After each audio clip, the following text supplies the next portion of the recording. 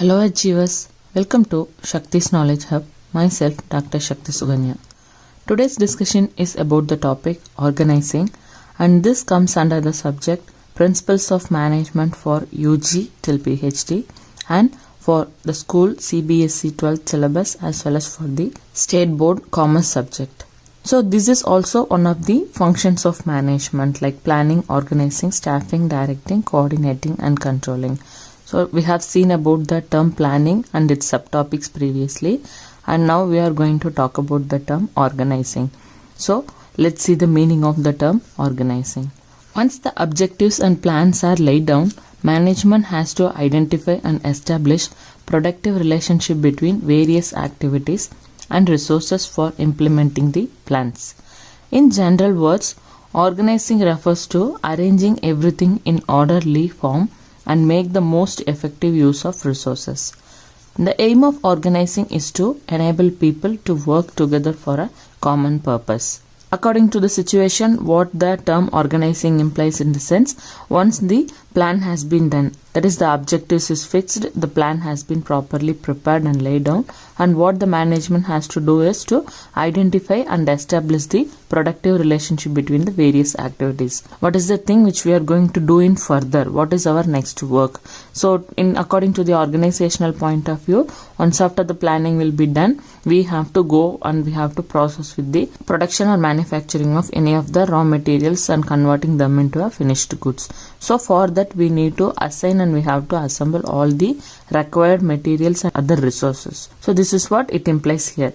So soon after the planning we have to bring everything together.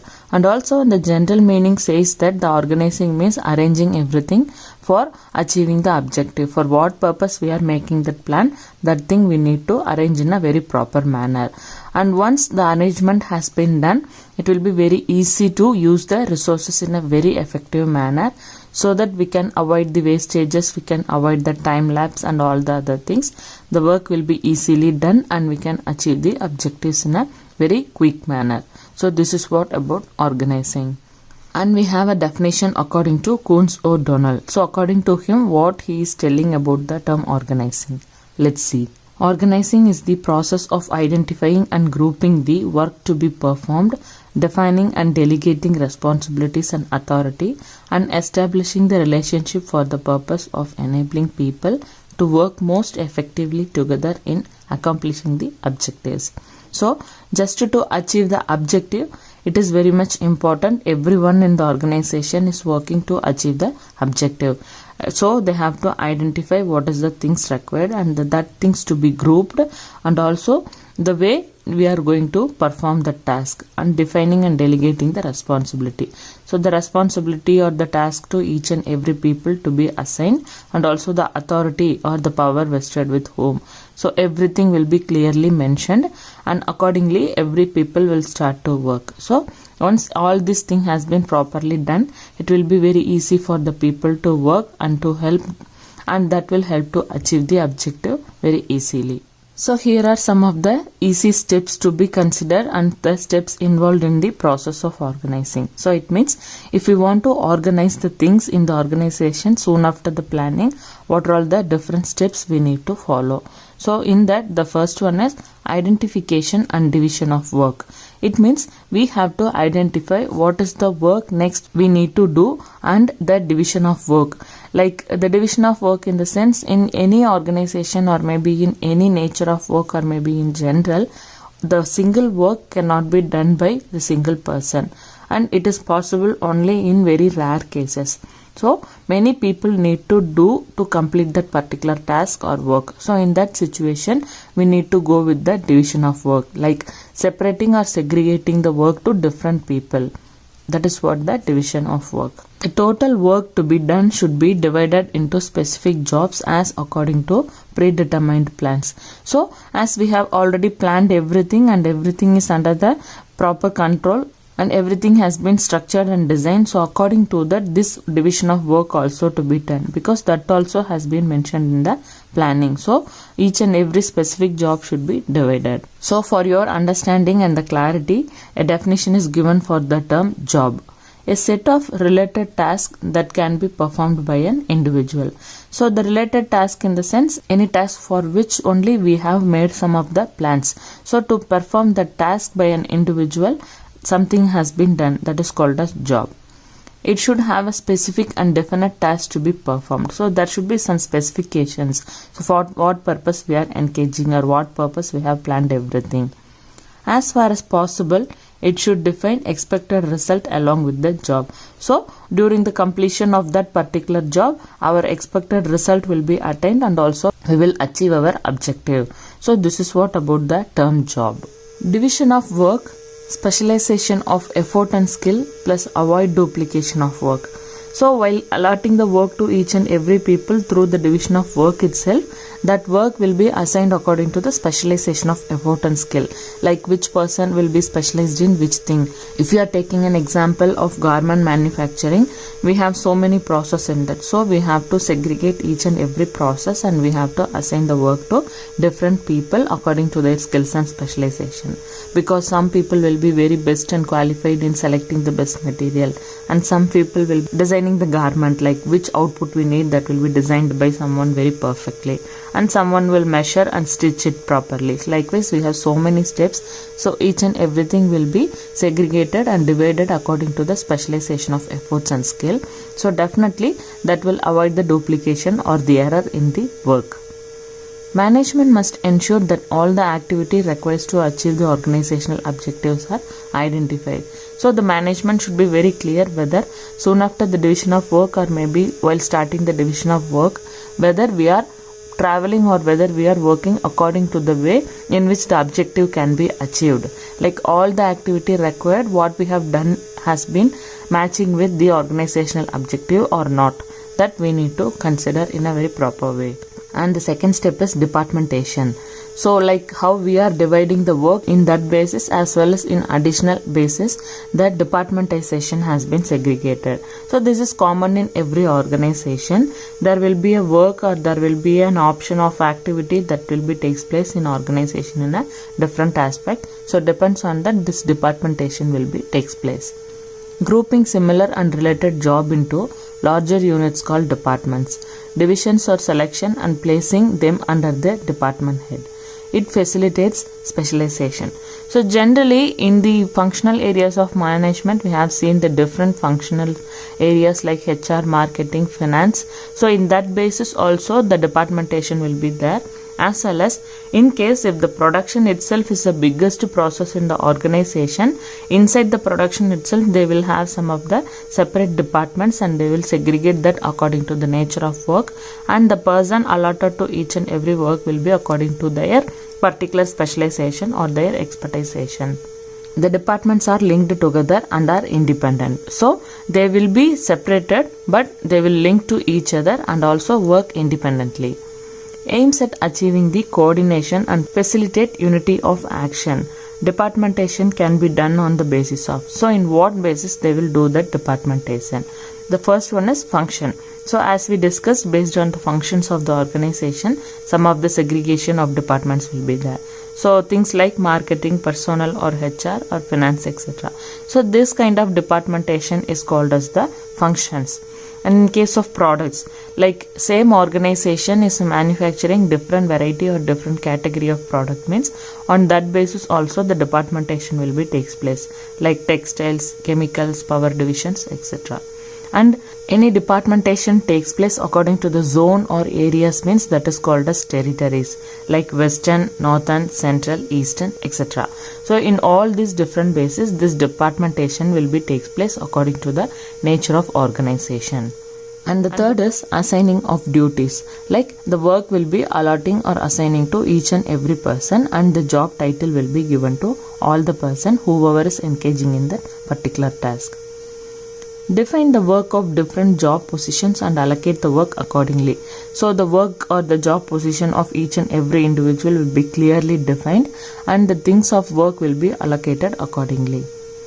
Once departments are formed, the department is placed under the charge of an individual. So in each and every department, one individual or more than one will takes place or taking charge of the activity what they are taking place or what they are going to perform in the organization. So each and every department will have a charge of one individual. Jobs are assigned to an individual best suited to perform it. So as we discussed earlier, which person is best suitable to perform which type of task, so accordingly the jobs will be performed and will be assigned. Qualifications, experience, ability and aptitudes of the people should be matched with the duties. So these are all the major criteria they will consider to allocate or to assign the job to each and every individual. Like what is their qualification, how long they get experienced with that particular work or field, and their ability as well as their aptitude. So these things depends on the nature of work and that should match with the individual. And here is an example for understanding. Activities of finance should be assigned to person having qualification and experience in finance. Example CA. So this is the best and easily understandable example.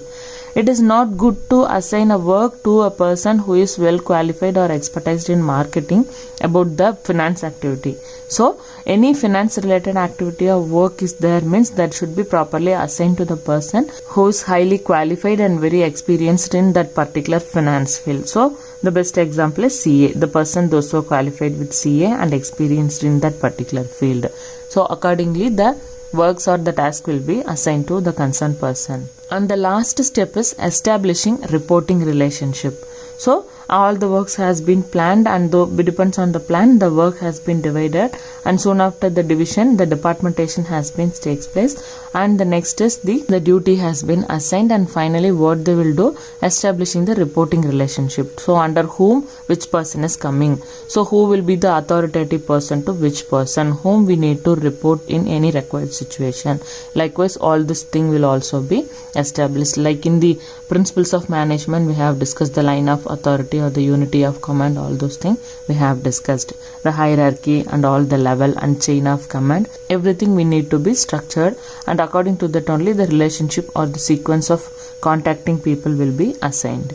Granting requisites authority to enable employee to perform the job satisfactorily. Once after the authority has been assigned only, the person can perform the work in the satisfactory manner. Then only he can understand easily to whom I can report or to whom I can ask the doubt or any of the communication to be made. So in that aspect it is very much important to assign the authority in a proper way. Superior subordinate relations between the different people and job positions created so that everybody knows from whom he is to take order and whom he can issue the order. So the superior and subordinate relationship, like who is the person coming next to me, this is the thing to be understood by the superior, and who is the person comes above to me, so that should be a doubt cleared by the subordinate. So all this thing they have to be very clear and depends on that only the superior and subordinate relationship will be assigned and the job will also be allocated and everybody will know how to work and whom we need to take order and to whom we need to issue those orders. So everything will be clearly understandable and to be done. And creates management hierarchy, a chain of command from the top manager to the individual at the lower level. This helps in coordination. So they will clearly understand what is the management hierarchy, in which basis that has been created. So the chain of command, the flow of command or authority from top to bottom or the bottom to top will be clearly mentioned, and depends on that all the people will start to perform their task. So with this, the steps of the organizing has been completed. And now we are going to discuss about the topic importance of organizing. Like what are all the different reasons the organizing is very much important for every organization. So out of that, the first one is benefits of specialization. So when you are coming to the point of specialization, this organizing is playing a very important role. So in that basis, this organizing is one of the important thing required for every organization. In organizing, every individual is assigned a part of total work and not the whole task. So, if according to the specialization and according to the nature of task, if the work has been organized and will be divided in a segregated manner, means definitely it means that not all the entire work will be done by a single person. So, not the whole work has been done. The part of work only will be done by one individual. This division of work into smaller unit and repetitive performance leads to specialization. So, if any one particular task is assigned to a single person means it will be very easy that that particular person will do the same work in a repeated manner. So automatically he will be a specialized person in that particular task. Thus, organizing promotes specialization, which in turn leads to efficient and speedy performance of tasks. So automatically the person is getting specialized and he will do the work in a very effective and efficient way, and also the work or the performance will also get very speedy one. The second important reason of having the organizing is clarity in working relationship. It means, as we discussed in the previous thing, like the steps in organizing, the last point says that all that relationship between each and every individual will be clearly understood, so they can work very easily. It helps in creating the well-defined jobs and also clarify the limits of authority and responsibility of each job. So, what is the authority and responsibility of each and every individual, and also the person who is relating to that particular task, like the superior and subordinate relationship is clearly defined in organizing. So each and every individual will get to know who is their superior and who is their subordinate, and in what basis the relationship has been designed, and accordingly every people will work in a very easy manner, and that will give the clarity in their working relationship. And the third importance is like effective administration. So obviously everything is done in a very clear way, the administration will also be very effective. It provides a clear description of jobs and related duties, which helps to avoid confusion and duplication. So each and every individual will get to know very clearly what is their duties and what is the thing they need to perform. So automatically that will help to avoid the confusion and duplication. Clarity in working relationship enables proper execution of work, which results in effective administration. So if we have a good clarity about the work and its relationship, definitely that will helps to execute the work, and automatically that will results in a very good way that we can attain the goal easily, as well as the result will be reached very soon, and inefficient administration will be avoided. So automatically that results in the effective administration. So the result of administration will be very effective and proper if you have a good organizing. And the next is optimum utilization of resources. So everything is proper. We know who is going to do a task and who is commanding and who is receiving that command. Everything is clear, and administration also start to be work in a very proper way, and the resources will also be properly utilized. That is, avoiding the wastages, avoiding the time, and all the other unnecessary things will be avoided. So all the resources will be utilized in the optimum, that is in the maximum level, as well as in a proper way. The proper assignment of job avoids overlapping duplication of work. This helps in preventing confusion and minimizing the wastages of resources and efforts. So all the work will be done by the person, those who are expertised or specialized in that particular field, and definitely they will work in a very speedy manner, as well as they will avoid all the wastages and all the unnecessary things. Definitely that will help to achieve the objective easily. And the next is adoption of change. So whenever the changes is required in that situation, they will adopt it easily and comfortably. A properly designed organizational structure is flexible, which facilitates adjustment to changes in workload caused by changes in external environment related to technology, products, resources, and markets. In case in any situation or in any unavoidable situation, any chances of changes to be takes place in the external environment. So due to the external resources, if any possibility of changes required according to technology point of view, or maybe product requirements, or any of the resources, and also depends on market, means that will be adjusted by the organization, and that is possible because of a proper structured organizational structure. So this organizational structure is also one of a separate topic that we are going to discuss in a very detailed manner later.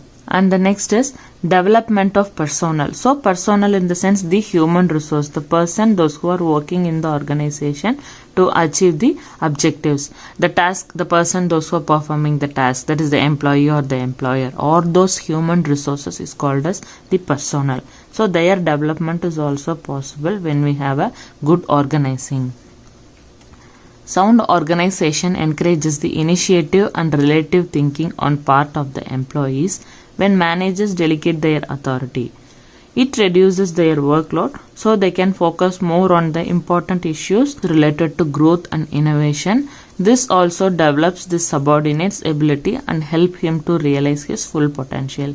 So the work is assigned according to the nature of the specialization or the expertization of every individual. Automatically his workload will be reduced and he can focus only on that particular thing, so he can concentrate more on giving importance to the growth and innovation also, because his or her only task is to focus on that particular activity. So definitely that will help to make some of the growth, and also innovation is also possible because that individual will try to have some of the innovation in the task what he or she is doing. And this also develop the subordinate's ability and help him to realize the full potential. The individual's ability will also be easily known by that concerned person, and that will help to increase the potential, that is their capacity of each and every individual. So this is the reason there is a development of personnel. So the personnel is also getting developed due to the organizing. And the last importance of organizing is expansion and growth. So the growth and expansion of the organization or the work or task is also possible.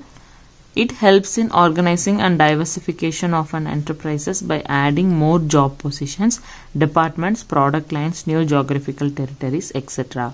Whenever any requirement takes place for the organization in the basis of diversification or expansion, means definitely they can do that. So the expansion or the growth can be takes place by adding more job positions, like number of persons and job positions can be increased, and new departments can be introduced, and the other product lines. So in our previous example we have seen 2-3 product lines. So if possible we can add some more additional products also, and also new geographical territories has also we can take. So these are all the different importance, that is the different reasons why organizing is required for every organization. Okay friends, with this we are coming to the end of today's discussion. We'll see you all soon with the other important topic. Mention your requirements in the comment box or the mail ID which we have given in the about page.